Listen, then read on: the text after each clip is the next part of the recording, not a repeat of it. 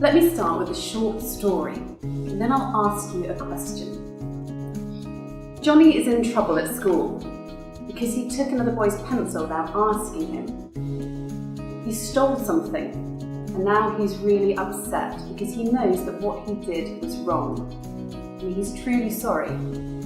He gave the pencil back to the boy and promises that he will never do it again. When he gets home, his father finds out. His father is furious with him. He says, "Johnny, we are honest people. We don't take things, we don't steal. And anyway, if you needed a pencil, you should have just asked me. I've got a whole box of them at the office, and I could have brought you a dozen back." Now, who do you think the pencils in the office belong to? They don't belong to Johnny's father. So who is the more dishonest? Johnny, who took one pencil and is truly sorry and will never do it again, or his father, who is happy to take, or to use a correct term, to steal a dozen pencils, and yet still thinks that he is an honest man? We see in the newspapers and TV lots of cases of awful dishonesty, of managers taking money from companies, people not paying their taxes, or people making insurance claims for accidents that haven't really happened. Of course, then there are the out-and-out criminals, people who are bank robbers or fraudsters who trick people. But thankfully, there aren't a lot of those.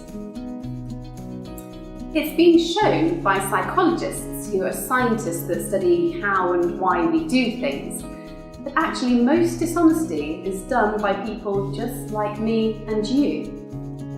These little acts of dishonesty are bad enough for people to benefit from, like Johnny's father taking pencils from work, but they're not bad enough to make us think of ourselves as dishonest people. But I'm feeling pretty honest. Let's see. Would I take money from somebody else's purse to go and buy a DVD? No, of course not. That's theft. Would I go to a shop and steal a DVD? No way. Would I illegally download a movie from the internet that I haven't paid for? Well, no, but that's mainly because I don't know how to do it. But then I do recall that on a number of occasions, friends have given me technically illegal downloaded copies of DVDs. Was I dishonest?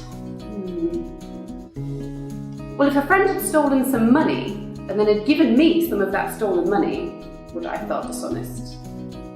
Yes, of course I would. So I should be feeling guilty about accepting a downloaded DVD, shouldn't I? The giveaway is that I said technically illegal, because actually I'm trying to excuse my behaviour. Of course, it really was illegal, and it was dishonest. As a humanist, I really should have known better. I know that all of my actions, however small they seem to be, have a knock-on effect. If we all downloaded our movies for free and illegally, then there'd be nobody paying for the films that are made. People have worked very hard to make those movies. Somebody wrote it, somebody directed it, people acted in it, people filmed it and edited it. You only need to watch the end credits of a film to realise quite how many people were involved in the making of that film that I really enjoyed. If nobody paid for those movies, then no new ones would be made. As a humanist, I'd like to live in a world where people get paid fairly for the work that they do, and where there are lots of brilliant new movies that come out. When I think about it like this, then what I did was definitely wrong. We all tend to make excuses for our little acts of dishonesty. I might have said, it's not actually money that I've taken, so it's not that bad. Or I might excuse myself by saying somebody else actually did the download, even though it was me that benefited from it. Or I might claim that the production companies have far too much money anyway. But thinking like that would justify robbing a bank, because they have a lot of money too. And then of course there's the poorest excuse of all. Everyone else is doing it. So although it's a bit sad that most of us aren't as honest as we claim, the good news is that most people do want to be honest. So it's the excuses that we make that's the problem.